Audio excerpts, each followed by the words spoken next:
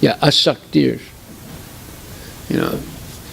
Asaktir anavisvamga putradara ki hadis. So these words, renunciation, austerity, are misunderstood by the Mayavadis. They give a wrong interpretation of it, and the Vaishnavas have the right interpretation. So, purification of material desire doesn't mean no desires. It means no material desires. But they're replaced with positive spiritual desires. Just like if you have a glass and someone pours ink into the glass. Now, if you put the glass under a faucet and you turn the faucet on and water keeps going into the glass, eventually all the ink comes out and now you have a clean glass with clear water in it. So in the same way, if someone's mind is full of dirty thoughts and material desires, you keep pouring nectar into the ear of Krishna Katha, eventually all that ink in the brain goes out and is replaced with pure transcendental desires and realizations about Krishna. Okay? So this constant hearing and serving is highly recommended by Krishna. In fact, he says it many times in the Bhagavad Gita and in the Srimad Bhagavatam.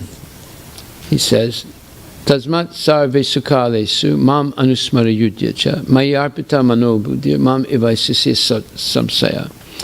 The 8th chapter, 7th verse. He says, therefore, Arjuna, at all times, think of me and do your duty. With your mind and intelligence fixed on me, surely you will come to me. So that's 8th chapter, 7th verse. So this constant thinking of Krishna is actually a pleasurable activity. It's not like, oh, I'm suffering, how can I only think of Krishna? I'm going to think of Donald Duck also. No. It's more fun to think of Krishna than Donald Duck, believe me.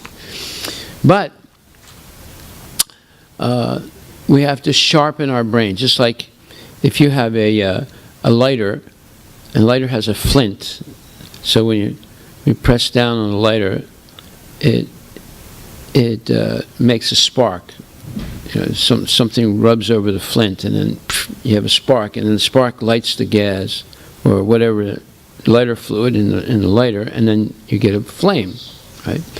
But you keep using it. The spark is not made anymore because the flint becomes used, and then it doesn't make a flame, right? So, in the same way, if we hear too much nonsense, it wears down our ability to think about Krishna. So people are always reading the newspaper, always listening to the news, always watching television, always watching movies. It all wears down the brain to the point where it's dull. It cannot seize higher order knowledge. It only can understand things related to sense gratification. It can't understand anything spiritual, right? So therefore you see, people are watching the Super Bowl. They have beer in one hand, they have a hot dog in the other hand, they have the baseball hat on backwards, they're laying down on the couch and watching the Super Bowl, right? Now, if you say, oh, hey, would you like to hear Bhagavad Gita? So, hey, man, don't bother me. I'm not interested in Bhagavad Gita. I want to see the Super Bowl. I want to drink my bud, and I want to eat my dog. They don't even call it a hot dog anymore. They said, my dog, right? So, you see, their brain is so dull, they have no capacity to understand anything spiritual, right? But watching the football game, oh, that's something they can spend hours doing. And sometimes people spend thousands of dollars to go get a ticket and go to the Super Bowl, right? So, Damodar is the form of Krishna, as Krishna's baby form, and Damodar means that he was tied by the rope of love of Mother Yasoda. So, the last prayer of the Damodar Astakam says, Namaste Studamne Spura Dipti Damne Twadiyo Darayayata Vishwasya Damne Namo Radhikaya Twadiyai Priyaya Namo Nantalilaya Devaya Tubhyam. It says, O Lord, the entire universe was created by Lord Brahma, who was born from your abdomen, which was bound with a rope by Mother Yasoda. To this rope I offer my humble obeisances. I offer my obeisances to your most beloved Srimati Radharani and to your unlimited pastimes. So you see, during this month of Kartika, we're offering our obeisances to the rope, because that rope bound the abdomen of Krishna. But from his abdomen comes a lotus flower in which Brahma appears, and Brahma creates the whole universe. So his abdomen is not some ordinary abdomen. It's not like my abdomen, meaning my stomach area, which is full of hydrochloric acid and other horrible substances. Krishna's abdomen is the source of all creation, right? So anything that's connected to Krishna is worthy of being worshipped. And so therefore we worship Govardhan Parvat, or Govardhan, the mountain. But it's just a big rock, right? But no, it's non-different than Krishna. How do we know that? Because during the festival of Govardhan, when Krishna convinced his father to give up worshipping Indra and to worship this mountain called Govardhan, just to convince everyone that they weren't just worshipping a rock, Krishna expanded himself into a form as big as Govardhan, and he began to eat the prasadam that they offered. So people saw it with their own eyes. So therefore, even up to today, people will worship a rock from Govardhan. But the rock has to be given to you. If you go and take one, you'll be cursed. But if it's given to you by a Brahmin that lives in Govardhan, then you're allowed to worship it. So anything connected to Krishna is worthy of worship. And so many devotees go to Vrindavan and Mathura this time of year, called Kartik, and they perform devotional service. And their aim is to develop pure love for the Lord. And so that's why we are celebrating Kartik here. The temple is non-different than Vrindavan, because Krishna is here, Radha and Krishna are here. And then we went over this verse in the 10th canto, 9th chapter, 21st verse. Nayam Sukapo Bhagavan Dehinam Gopika Sutta Gyaninam Shatmabhutanam Yata Bhaktimatam Iha. The Supreme Personality of Godhead, Krishna, the son of Mother Yasoda, is accessible, or it means one can attain to him, accessible to devotees engaged in spontaneous loving devotion or loving service. But he is not easily accessible to mental speculators, to those striving for self-realization by severe austerities and penances, or to those who consider the body the same as the self. So the mental speculators, they are the jnanis. To those striving for self-realization by severe austerities and penances, they are the yogis. Or to those who consider the body the same as the self, they are the karmis. So you have the karmis, jnanis, and yogis. None of them can understand Damodar, Krishna who is tied up by his mom. Oh, they might have some intellectual understanding, but they don't enter into the transcendental nature of it. So Krishna can only be attained, according to this verse, by pure love and service.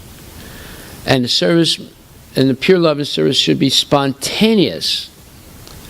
Spontaneous means just like you see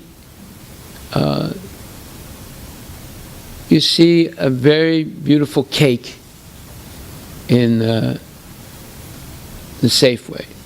It's nicely decorated. And immediately you're attracted to it. You say, oh, that must be really good. Right? So that's a spontaneous attraction. Right? So when one develops spontaneous attraction for Krishna, and spontaneous love and devotion for Krishna, that is called Raga Nuga Bhakti. Then one can attain Krishna. But you cannot do it, you cannot jump to that stage.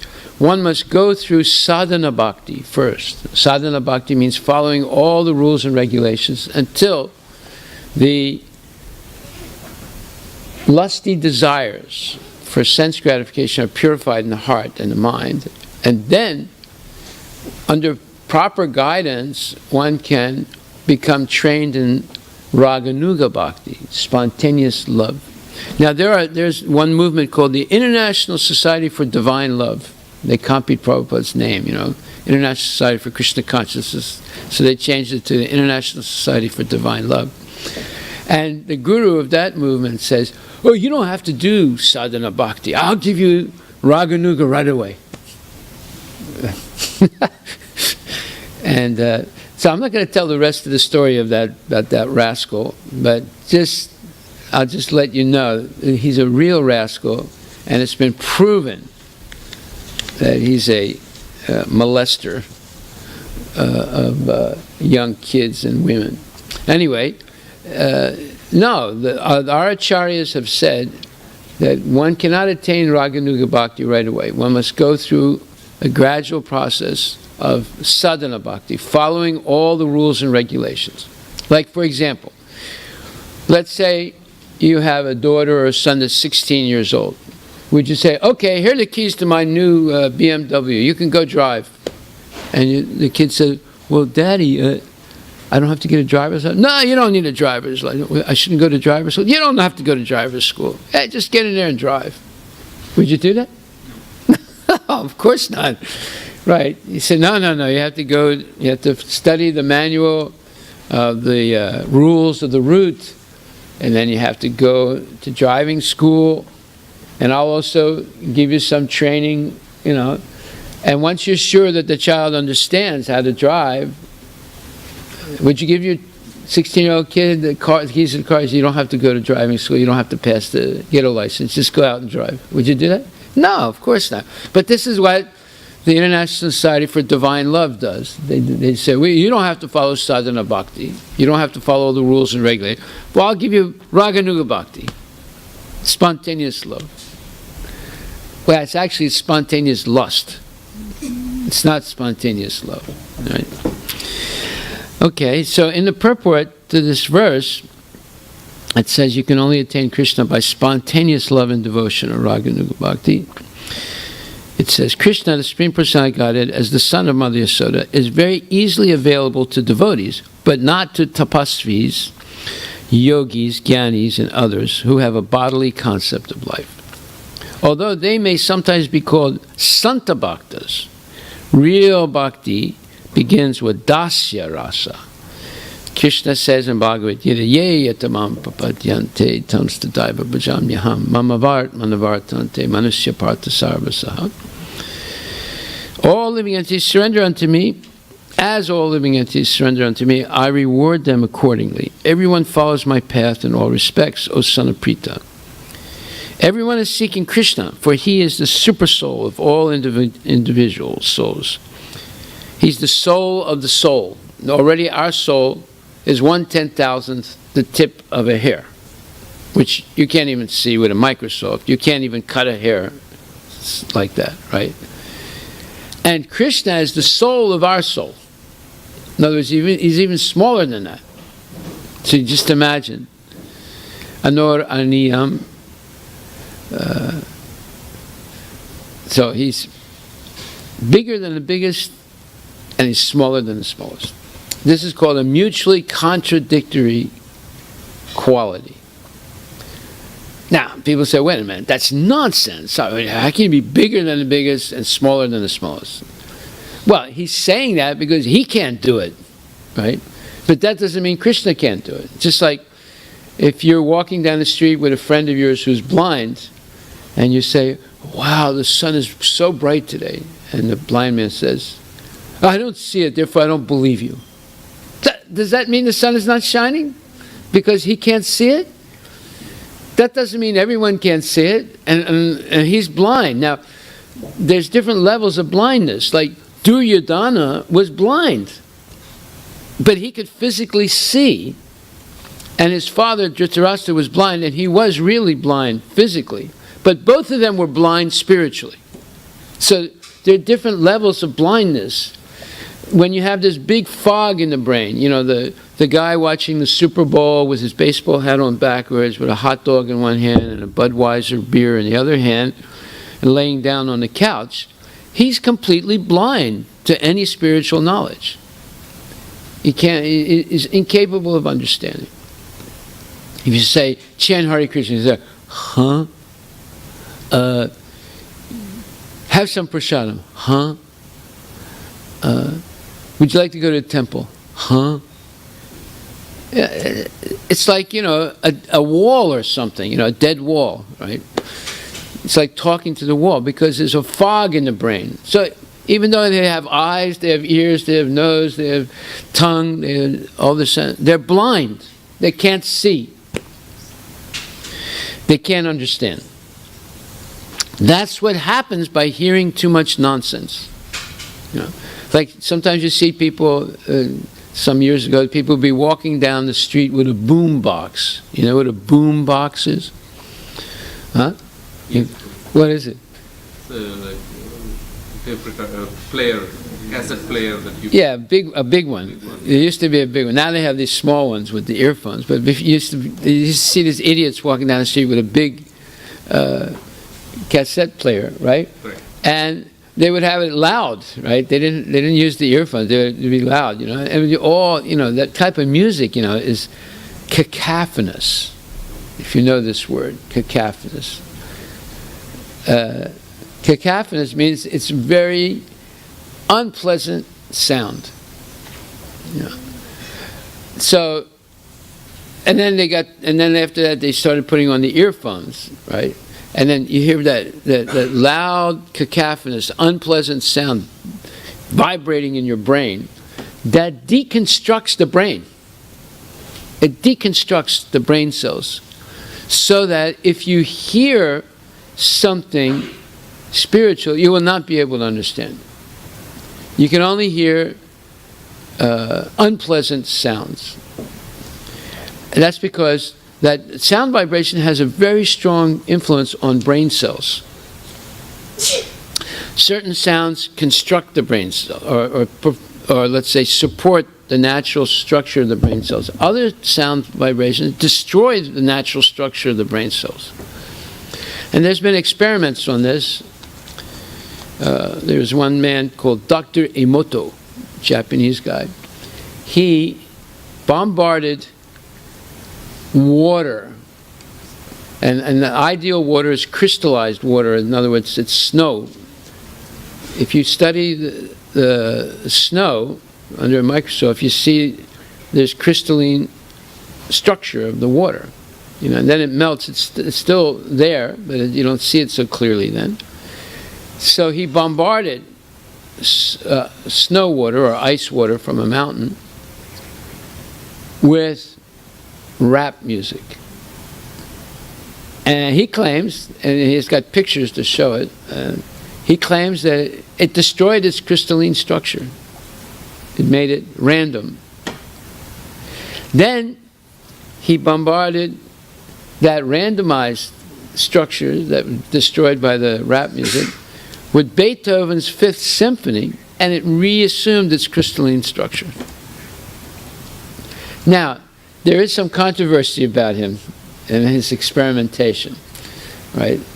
Some people claim that it's all junk science. But in any case, the principle is there, that if you hear too much nonsense, your ability to understand spiritual knowledge is seriously impaired. Therefore, the karmis, jnanis, yogis, and saintly persons are all seeking Krishna, but by following in the footsteps of devotees who are in a direct relationship with Krishna, especially the inhabitants of Vrindavana, one can reach the supreme position associating with Krishna. Now, if you ever read the Tirupavai by Andal or Goda Devi, her whole poem, 30 stanzas or parsarams, is all about going to Vrindavan and being trained by the gopis to be able to meet Radha and Krishna. That's the whole subject of that, and it's revered by the Sri Vaishnavas. They take a whole month to recite it, one parsaram per day, in December, January period, and it's quoted all the time. So that's the only way you can meet Krishna. You have to be trained by a member of Krishna's intimate circle, the gopis, and they'll train you how to meet Radha and Krishna and serve them correctly. And that's part of the training of Raganuga Bhakti. So, by following in the footsteps of devotees who are in a direct relationship with Krishna, especially the inhabitants of Vrindavana, one can reach the supreme position associating with Krishna. As it is stated, Vrindavanam parityaja padam ekam nagachati. Krishna does not leave Vrindavan even for a moment. The Vrindavanavasis, Mother Yasoda, Krishna's friends, and Krishna's conjugal lovers, the younger gopis with whom he dances, have very intimate relationships with Krishna, and if one follows in the footsteps of these devotees, Krishna is available. Although the Nitya Siddha expansions of Krishna always remain with Krishna, if those engaged in sadhana siddhi follow in the footsteps of Krishna's Nitya Siddha associates, such sadhana siddhas also can easily attain Krishna without difficulty. But there are those who are attached to bodily concepts of life. Lord Brahma and Lord Shiva, for example, have very prestigious positions, and thus they have the sense of being very exalted Ishwaras. In other words, because Lord Brahma and Lord Shiva are guna avatars and have exalted positions, they have some small sense of being like Krishna. But the pure devotees who inhabit Vrindavana do not possess any bodily conception. They are fully dedicated to the service of the Lord in sublime affection, or prema. Sri Chaitanya Mahaprabhu has therefore recommended prema pumartha mahan. The highest perfection of life is prema, pure love, in relationship with Krishna. And Mother Yasoda appears to be the topmost of devotees who have attained this perfection. Now you understand why we're meditating on Mother Yasoda tying up Krishna. No one else can be able to catch Krishna like this, because her love is absolutely pure. Right?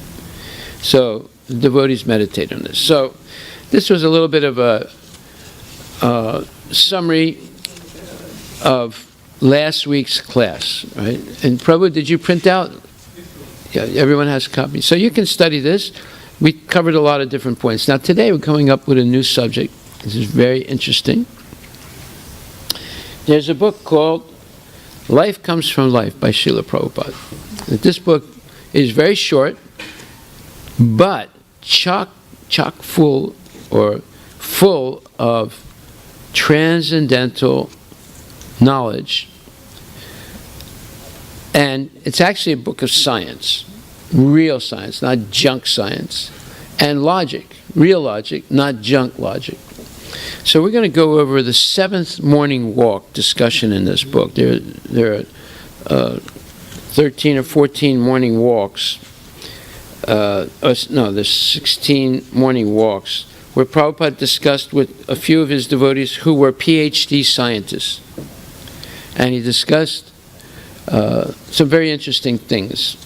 So we're just going to take 2 of the morning walks, morning walk 7 and morning walk 8. So in morning walk 7, Prabhupada is talking about cheaters and the cheated. So Bhaktisiddhanta Saraswati Thakur said there's 2 types of people in modern society, the cheaters and the cheated. And amongst the cheaters he noted the politicians, the scientists, the philosophers, and the cheated, well, that's us. Yes? Oh, you're just raising your arm to exercise your arm? Okay, good. Okay, so Prabhupada is talking about natural phenomena, things, natural things that you see in nature, like you see tsunamis, you see earthquakes, you see hurricanes, you see the sunrise, you see the sunset, you see spring, you see winter. So these are all natural phenomena, things that happen naturally in nature. Well, there's also other things that we see. We see the law of gravity.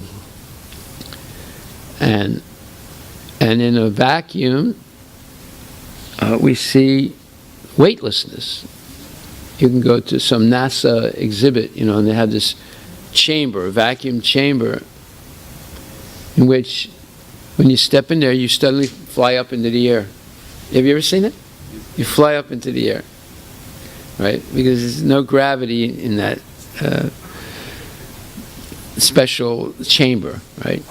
They sort of recreate what's happening in outer space. In outer space, see, you don't have so much air, you have very little air. So therefore, if someone pushes you, even with a finger like that, you keep going, you don't stop. You just float through the air. You just float through space, because there's very little air, very little resistance.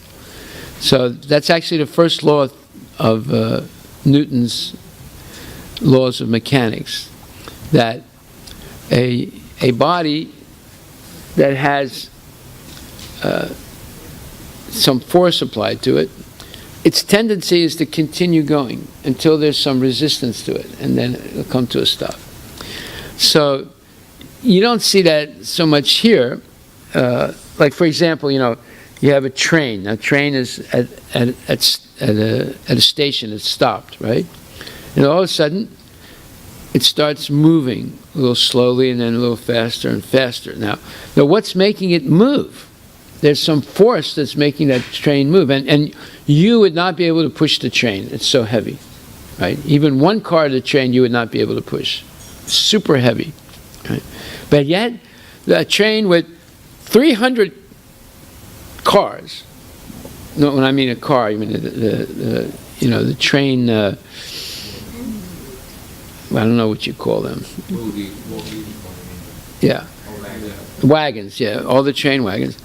Each train wagon is full of merchandise, right? It can have tons in one wagon. They carry coal sometimes. So each one has tons in it. You wouldn't be able to move it yourself. Even if it was empty, you wouldn't be able to move it. But now, the engine car or the engine wagon is pulling all the other wagons. Now, where's the force coming? It's not happening like that. You can try and push it, it wouldn't move.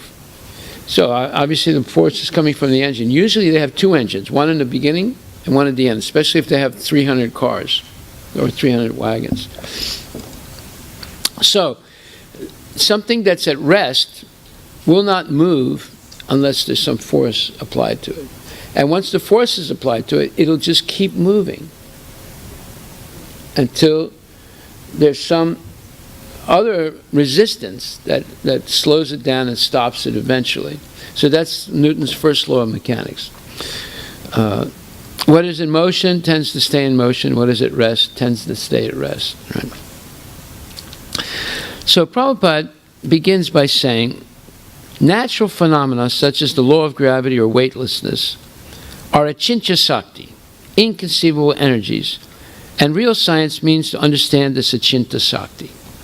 So, he introduces the principle of achintya shakti. Achintya sakti means inconceivable power. So, when you see the law of gravity act, like for example, if the engines in an airplane stop, what happens to the airplane when it's in flight? Fall down. What was keeping it up there? Well, it was the petrol, the petroleum, that was igniting and creating a forward thrust, right? And then there was the principles of aerodynamics. Once it reached a certain speed, and then there's aerodynamic principles that take over, where due to the structure of the wings, if the air on top is moving faster than the air on the bottom, something like that, there's an upward thrust. So there's several principles. First is to accelerate the airplane to a speed where the principle of aerodynamic buoyancy takes over, and then the airplane goes up. Yes. Can it happen to jets? Yes. Yes. Yes. Okay. So, yeah, jets have an engine that's a little different.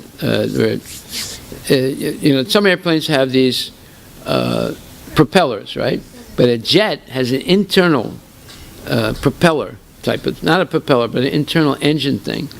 And it does the same thing as the propeller. In other words, the aerodynamic principle is air has to flow faster, I think, above than below, and it creates a low pressure below and a high pressure above, and that, or high pressure below, low pressure above, and then the airplane goes up.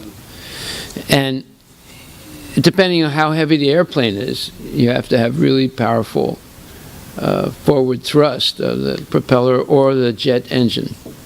So this Achintya Shakti, inconceivable energy, we see. Like, for example, you can't fly, but birds can fly. Right? So they have this Achintya Shakti, this mysterious, mystic power. But we have mystic power also. Like, for example, our body is like a chemical factory. Our body can produce blood. The scientists have never figured out how to make blood in a laboratory. So in this massacre that took place in Las Vegas 2 weeks ago,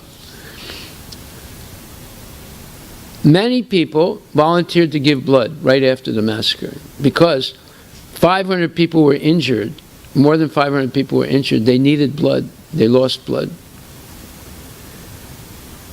Why can't they just manufacture blood? They manufacture so many other things. Why can't? Because there's something mysterious about it. They know what's in it, but there's something mysterious. Let's say. So that's called Achintya Shakti. So we have Achintya Shakti. We're able to produce blood in this body. We're able to produce wax. You know what kind of wax? Earwax, right? We're able to produce hair. We're able to produce nails. Do you understand how your body is producing a nail? It's a mysterious thing. We're able to produce urine. We're able to produce stool. We're able to produce plasma. We're able to produce tears. We're able to produce saliva. We're able to produce so many things. It's all mysterious how it's happening. We don't understand how it's happening. That's called Achintya Shakti. So Prabhupada's next point is, and when he says the real science is to understand this Achintya Shakti, this mysterious, mystic power that's present everywhere in nature. So if we produce perspiration, right? But Krishna has what's called Virat Rupa, a universal body that contains the whole universe. And his perspiration becomes oceans, rivers, and lakes.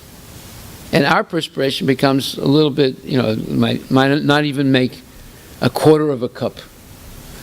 But the fact that we can produce perspiration and blood and so many other things with our body gives us an indication where all the water comes from in the universe, where the mountains come from. The mountains are considered his bones, and so forth. Okay. Then Prabhupada makes another amazing statement. He says, to observe a chain of events only from a certain point in time is unscientific and gives only incomplete knowledge. We must know where things begin. If we carry our investigation far enough, we will find that the origin of nature is Achintya Shakti. This is a huge point. What he's saying here is that we can go down, let's say we go up to Everett, and we look out into Puget Sound, and we see the ocean, Right? Or we go to Alki Beach on the far western point of Alki Beach. We see the Pacific. On this side, we see the Puget Sound. And on the far side, the west side of Alki Beach, or Alki, we see the ocean. And it's vast. Now, the ocean is made up of H2O. H means hydrogen. O means oxygen. So there's 2 atoms of hydrogen and 1 atom of oxygen. Now, if we were to make H2O, a water molecule, in our chemistry lab in high school, we would have to order H from a scientific, let's say, a scientific laboratory, and we would or get a canister of hydrogen. And then we'd have to order a canister of oxygen, right? A canister of hydrogen might cost $40, $50. A canister of oxygen would cost a little bit less, right? Then we would have to have a pressurized chamber and a heat source.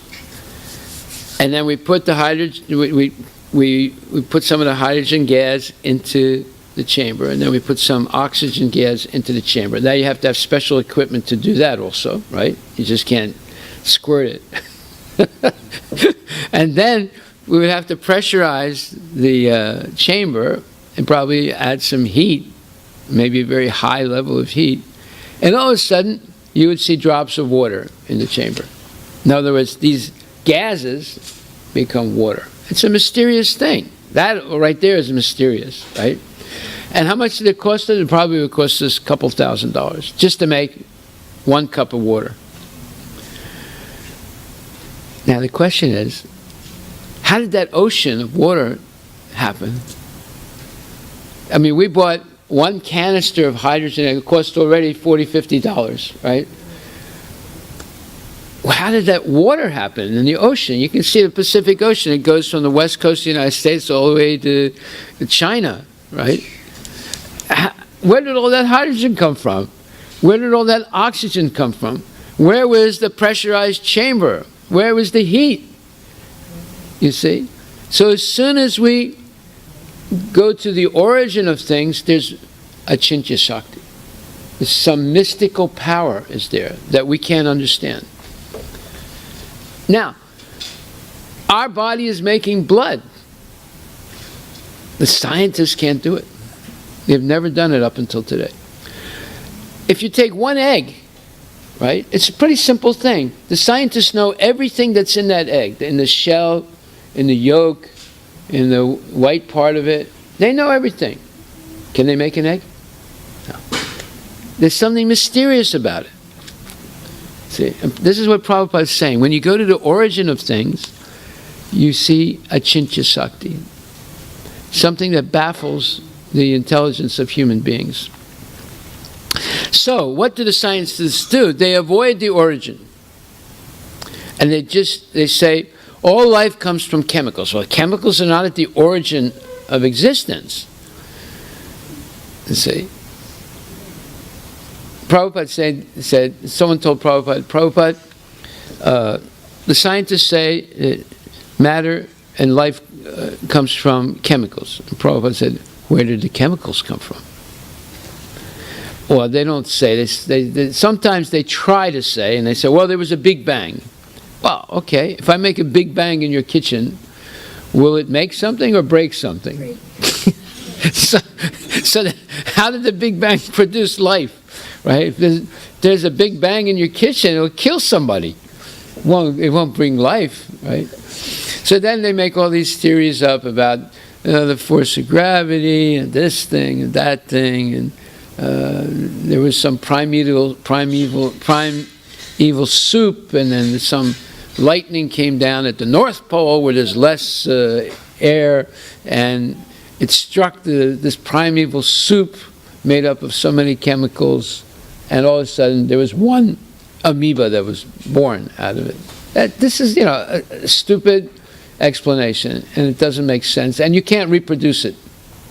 You can make all the primeval soup you want, and zap it with lightning, and you won't make something living. In fact, if there's anything living in that soup, it'll die.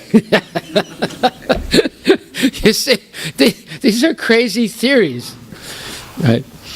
So Prabhupada is saying that when you go to that's why scientists don't deal with origins. They only deal in the middle. And he's saying, if you only begin your scientific research from a certain point in time, it's actually unscientific. It gives only incomplete knowledge. You see how brilliant Prabhupada is? They're very, very brilliant. He says, we must know where things begin. If we carry our investigation far enough, we will find that the origin of nature is Achintya Shakti, mystical power. For example, with brain, brush, and color, we can paint a flower. So brain means a person, right? That's called a metaphor. You're using one word in place of another word, but you get the idea of what he's talking about. Brain means there's an artist, right? There's an artist, there's a brush, and there are colors. With them, the artist can paint a flower, but we cannot conceive how vegetation throughout the whole earth is automatically growing and fructifying. However, we can make the painting of a flower. We can explain the painted flower. We know the origin of it, the artist and his brain, and the paint and the canvas, right? Brain, paint, and brush, right? But we cannot explain the real flower. The scientists actually cannot explain biological growth. They simply juggle words like molecule, chromosome, but they cannot actually explain the phenomena. And they make a bunch of words up in a theory based on their imperfect senses. They start talking about DNA, RNA, chromosome, blah, blah, blah. And they make some explanation. But have they ever made a real flower? No. So what good is their chromosomes and molecules? You see? The essential fault of so-called scientists is that they have adopted the inductive process to arrive at their conclusion. Now, this brings up philosophy. It brings up the branch of philosophy called epistemology. How do you know if something is true or false? In Sanskrit, it's called pramana, evidence. So there are different pramanas in Sanskrit: pratyaksha, anumana, and sabda are the three main, and then there's subcategories of those three, right? So you can expand those three into 10 or 12 things. Okay, we'll stop right now.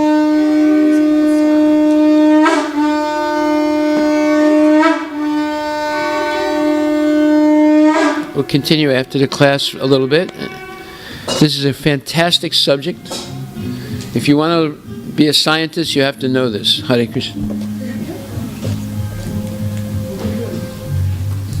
Jai Shri Gaurnita ki jai.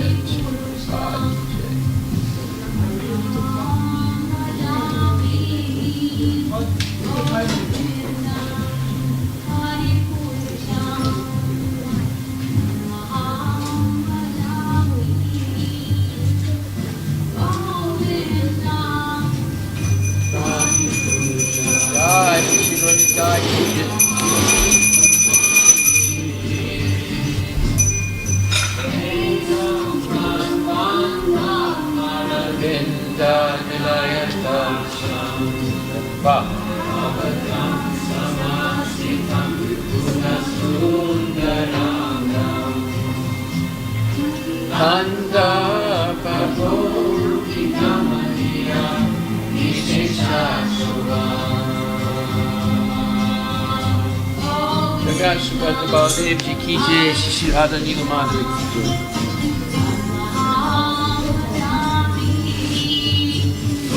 Govinda Adi Purusha Tam Aham Bhajami Govinda Adi Purusha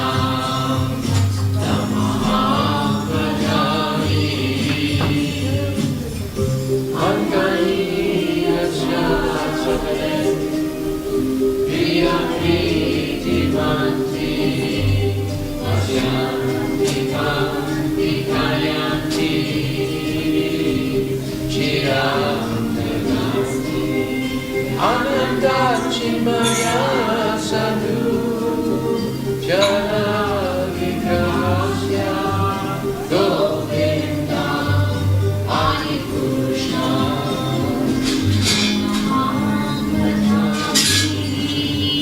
govinda Hari Krishna Namaham Bhajami govinda